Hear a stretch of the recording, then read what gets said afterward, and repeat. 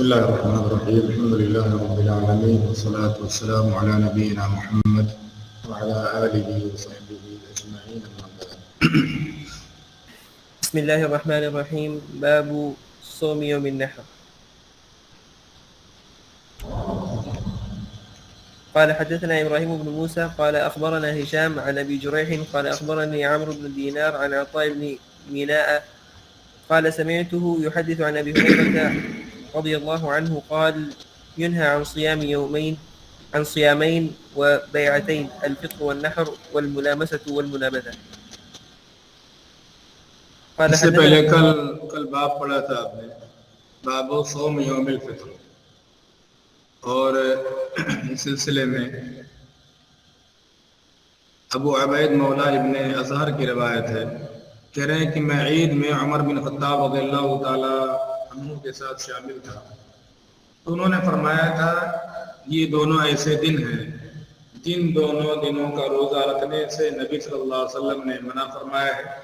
ایک تو یوم فطر، رمضان کے بعد اس دن آپ کا روزہ نہیں ہوتا ہے، عید الفطر مناتے ہیں آپ، اور دوسرا وہ دن جس دن کی آپ قربانی کرتے ہیں، قربانی کا گوشت کھاتے ہیں۔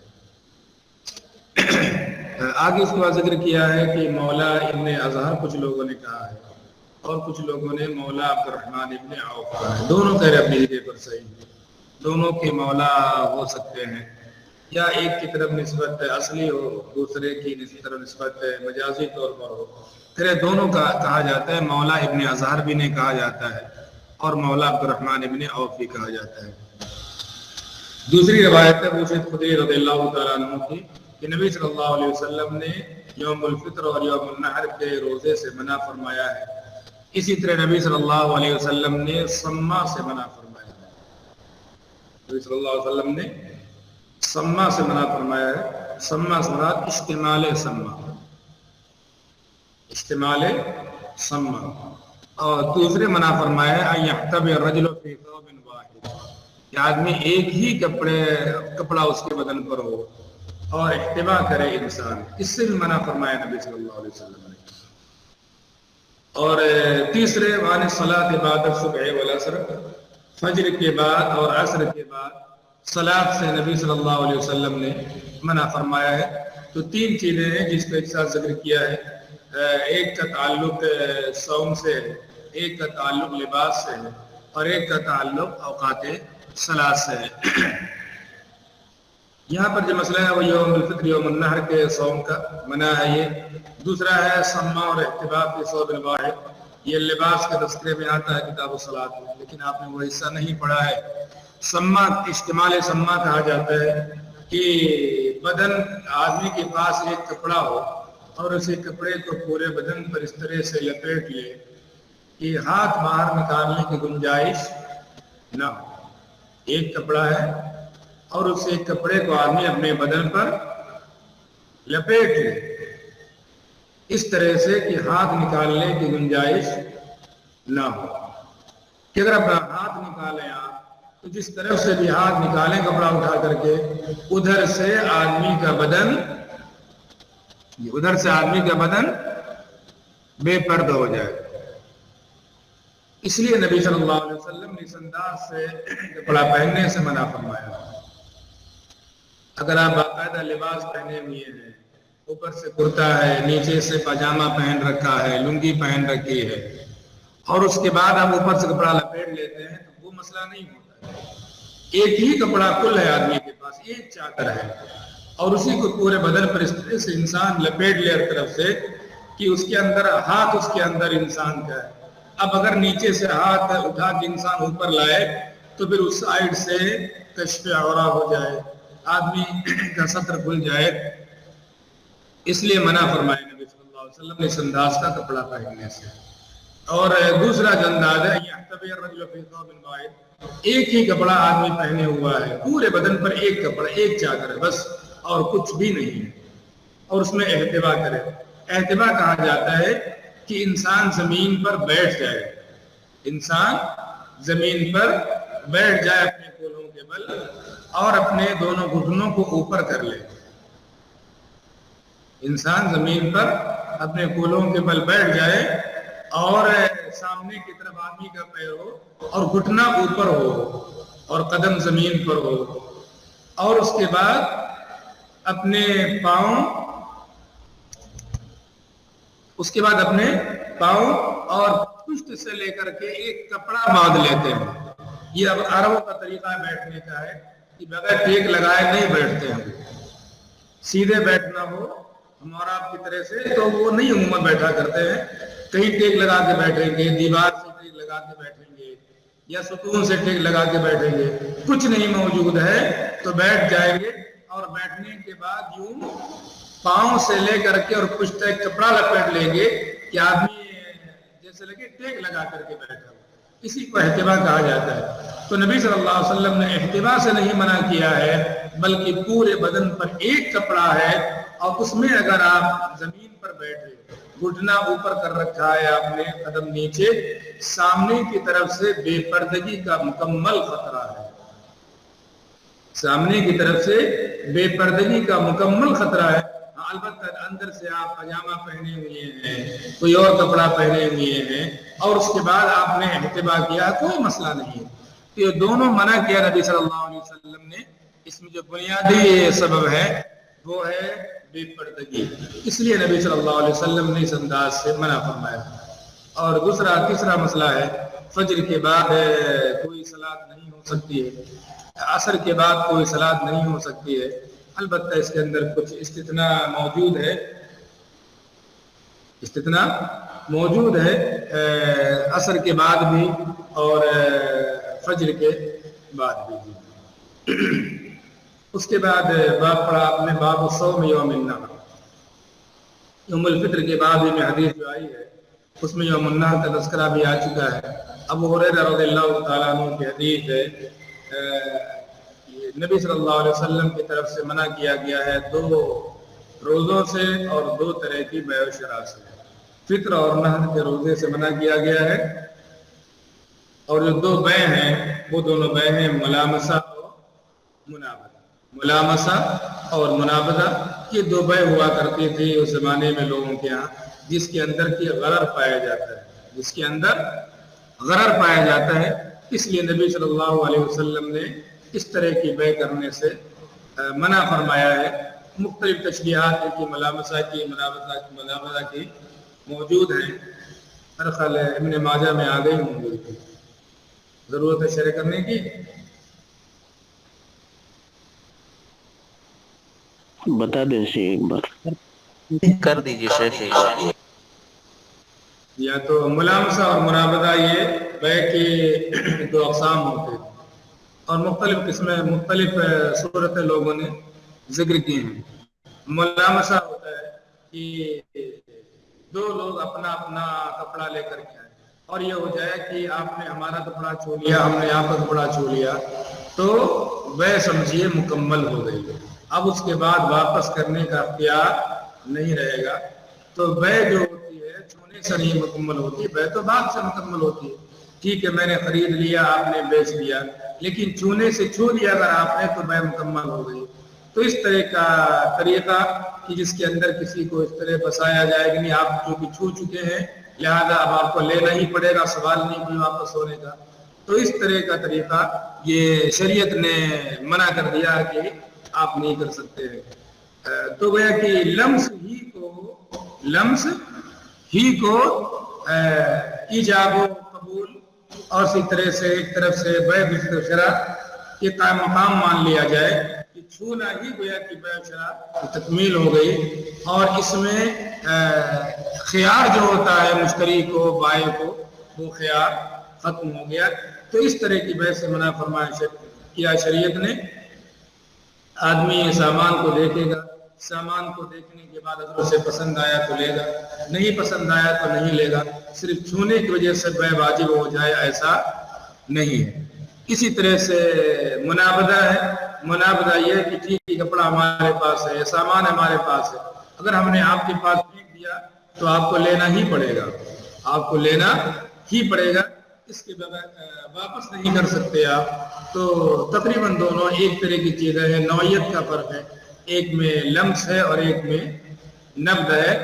تو گویا کہ اس میں جو مال ہوتا ہے وہ مجبور مال ہے وہ مجہول ہے، آیا وہ صحیح ہے یا نہیں صحیح ہے. ہاتھ لگا دیا آدمی نے تو بیع ہو گئی، پھینک دیا ہم نے آپ کی طرف تو بیع ہو گئی.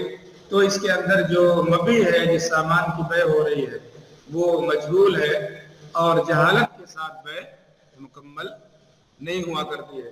لہذا شریعت نے اس طرح کی بیوع سے اس میں غرر پایا جاتا ہے، اس طرح کی بیع کرنے سے منع کیا ہے. بہت سارے بیوع جو منہی عنہ ہیں غرر کی بنیاد پر، اور غرر کے مختلف اسباب ہوتے ہیں. انہی اسباب میں سے ایک سبب ہے الجہالہ، مبیع کا یا جو سامان ہے، جو قیمت ہم لے رہے ہیں اس کے مجہول ہونے کا. اگر وہ مجہول ہے، غیر معلوم ہے، تو پھر یہ بیع صحیح نہیں ہوتی ہے. قال حدثنا محمد بن المثنى قال حدثنا معاذ قال أخبرنا ابن عون عن زياد بن جبير قال قد جاء رجل إلى ابن عمر فقال رجل نذر أن يصوم يوما أظنه قال 2 فوافق يوم العيد فقال ابن عمر أمر الله تعالى بوفاء النذر ونهى النبي صلى الله عليه وسلم عن صوم هذا اليوم. صحابی رسول عبداللہ بن عمر رضی اللہ تعالیٰ عنہ فتویٰ میں کس انداز کتنا محتاط رہتے تھے اس کا ایک نمونہ دیکھیں آپ.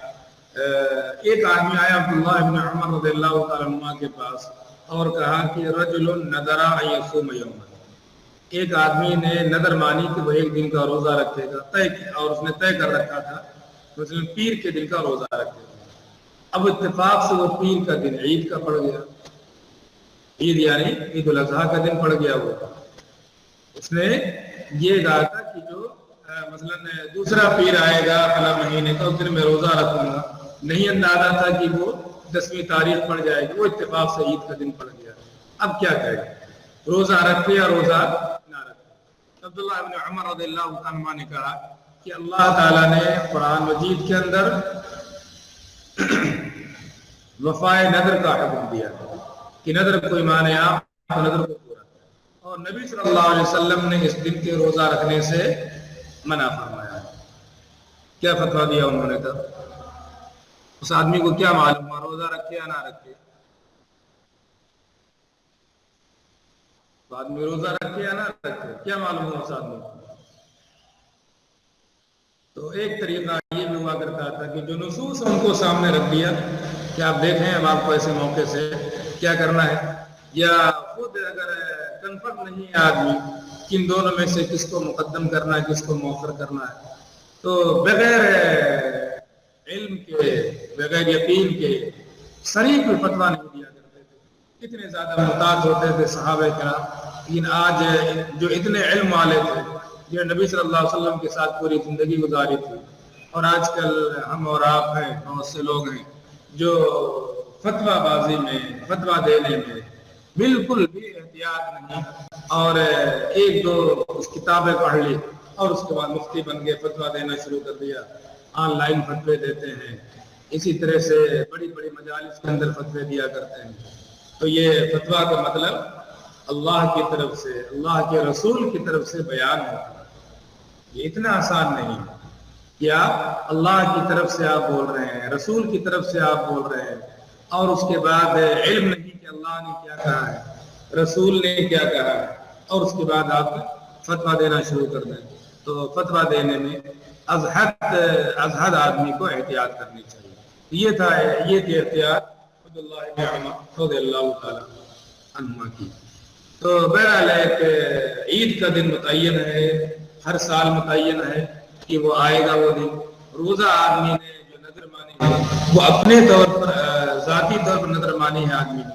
اگر آدمی کو یہ کنفرم ہوتا کہ پیر کا دن 10 ذی الحجہ کو پڑے گا تو نظر مانتا اس دن روزہ رکھنے کی؟ نہیں مانتا. وہ اس دن پھر روزہ رکھنے سے نہیں مانتا. ایک طرح سے اندازہ نہیں تھا آدمی کو، اس کی غلطی ہوئی. لہذا اصلاح وہاں پر کی جائے جہاں پر ہم سے خطا ہوئی، اندازہ نہیں کر سکے، معلوم نہیں تھا میں آپ کو، تو وہاں پر اصلاح کی جائے.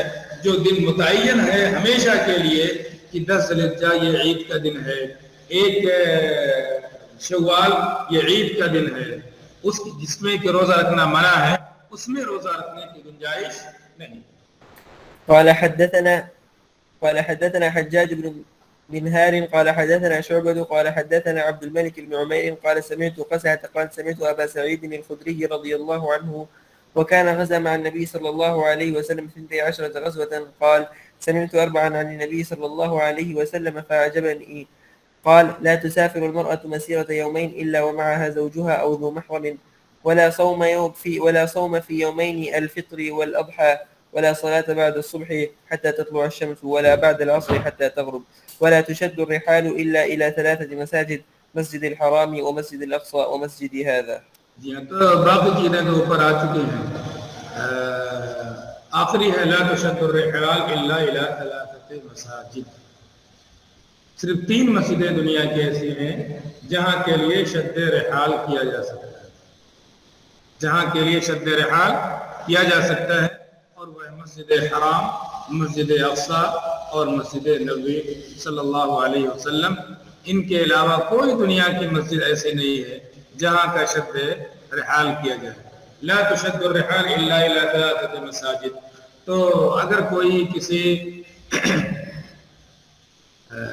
مقبرے کا قصد کر کے جائے، کوئی کسی مزار کا قصد کر کے جائے، اسی طرح سے کوئی متبرک مقام سمجھ کے اس کا قصد کر کے جائے، صحیح یا نہیں صحیح ہے؟ جی نہیں لا تشد الرحال الا الى 3 مساجد. تو الا الى 3 مساجد یہ کس سے استثناء ہے؟ لا تشد الرحال الى مسجد الا الى 3 مساجد ہے، یا لا تشد الرحال الى مکان الا الى 3 مساجد؟ کیا مراد ہے آپ؟ 3 مسجدوں کے علاوہ کسی مسجد کا شد رحال نہیں کریں گے؟ یعنی مسجد کے علاوہ دیگر کوئی مقام کو شد رحال کیجیے، مطلب ہو جائے گا. اور اگر لا تشد الرحال الى مکان، کسی جگہ کا بھی نہیں کر سکتے سوائے 3 مسجدوں کے، تو پھر بمبئی کا، دلی کا کر سکتے ہیں کہ نہیں کر سکتے ہیں؟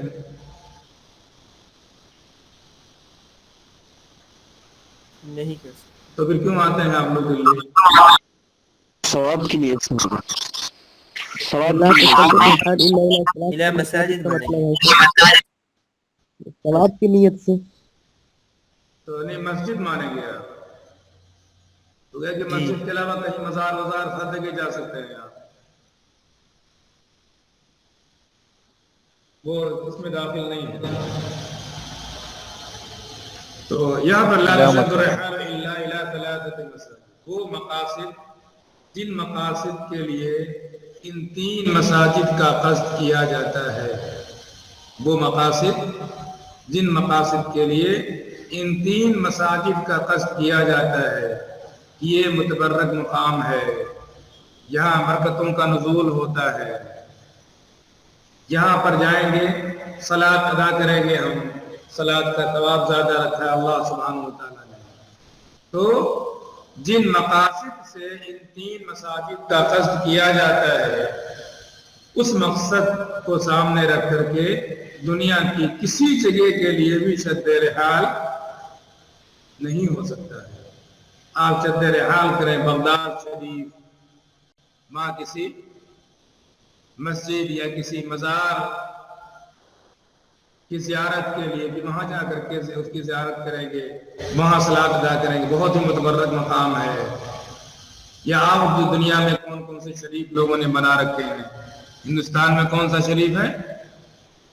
اجمیر شریف کا چوچا شریف، جو لوگوں نے بنا رکھے ہیں، وہ تمام مقامات جن مقامات کا قصد کیا جاتا ہے، ان مقاصد سے جن مقاصد کے لیے 3 مساجد کا قصد کیا جاتا ہے، ایسے کسی جگہ کی بھی ہو، مسجد ہو، مزار ہو، کوئی اور جگہ ہو، اس کا قصد نہیں کیا جا سکتا.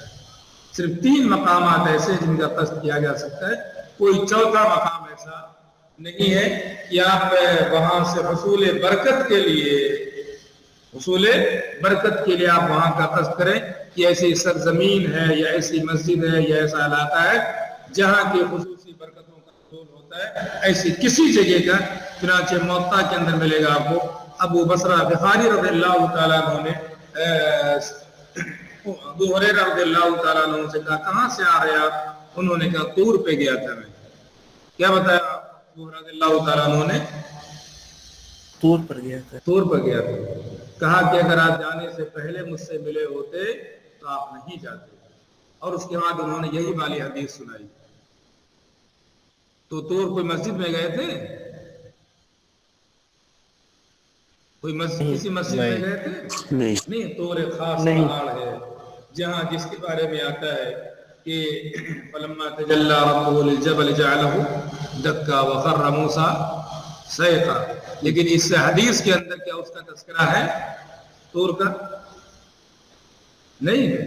لہذا بصرہ غفاری رضی اللہ تعالیٰ عنہ نے انہیں منع فرمایا کہ اگر آپ مجھ سے پہلے ملے ہوتے تو آپ نہیں جاتے. اور اس کے بعد یہ حدیث سنائی انہوں نے بصرہ رضی اللہ تعالیٰ ابو ہریرہ رضی اللہ تعالیٰ.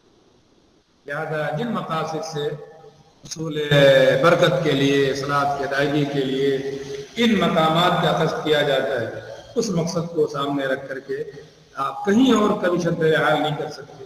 باقی آپ تجارت کے لیے کریں, باقی آپ طلب علم کے لیے کریں, کیونکہ بر وقت وہاں پر اچھی تجارت کے امکانات ہیں, وہاں اچھے لوگ ہیں, اہل علم موجود ہیں, ایک ماحول ہے, وہاں طلب علم جا کر کے ہم کریں گے. اور جو دیگر مقاصد ہوتے ہیں کسی مقصد سے دنیا کے کسی حصے میں آپ جا سکتے ہیں, لیکن جن مقاصد سے ان تین مقامات پر جایا جاتا ہے ان مقاصد کو لے کر کے کسی اور جگہ کا سفر کرنا یہ ممنوع ہے.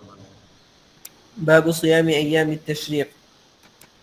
وقال لي محمد بن المثنى قال حدثنا يحيى عن هشام قال أخبرني أبي كانت عائشة تصوم أيام منى وكان أبوه يصومها. جی ہاں, تو ہشام بن عروہ کہتے ہیں کہ میرے والد نے بتایا, عروہ نے, کہ عائشہ رضی اللہ تعالی عنہ ایام منی میں روزہ رکھا کرتی تھی. ایام منی 11, 12, 13. وکان ابوہ یصومها, اور ان کے والد صاحب بھی اس کا روزہ رکھا کرتے تھے. اس کو امام بخاری رحمہ اللہ نے کیسے ذکر کیا؟ قال لی, مجھ سے کہا. یہ حدیث معلق ہے یا نہیں معلق ہے؟ معلق ہے یا نہیں؟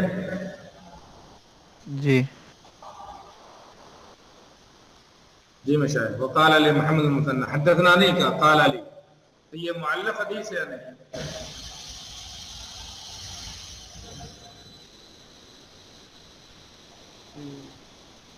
جی سب لوگ خاموش نہیں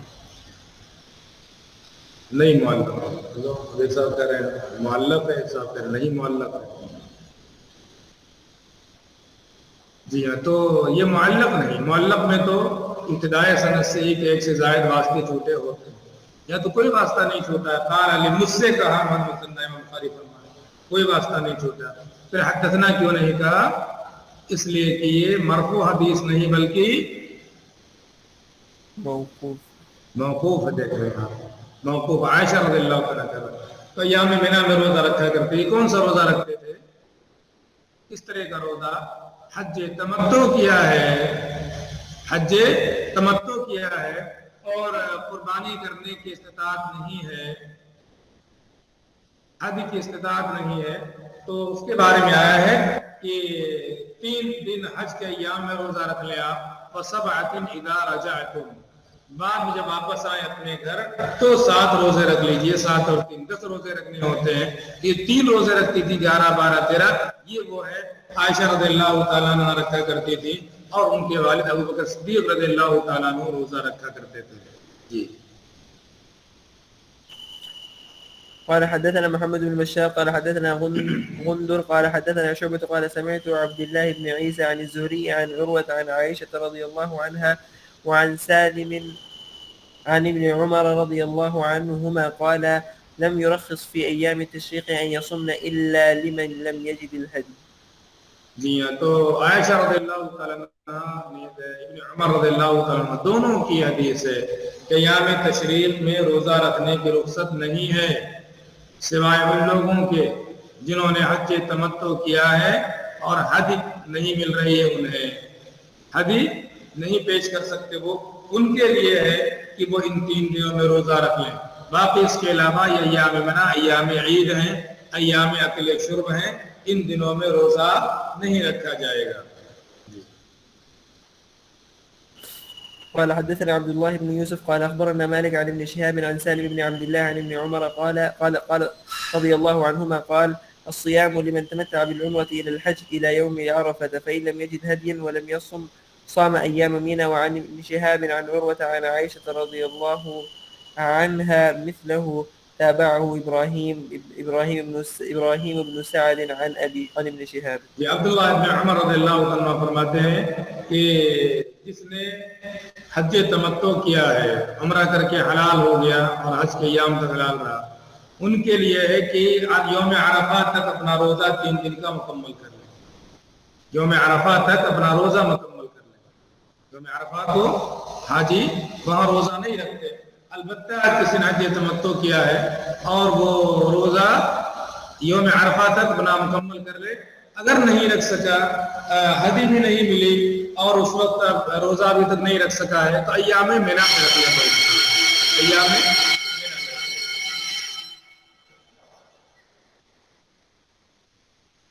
ایام سیام یوم عاشورہ رہ گیا باب، تو یہ باب آگے مکمل ہو جائے گا انشاءاللہ. اس کے بعد آگے کتاب المظالم دیکھتے ہیں. کتاب المظالم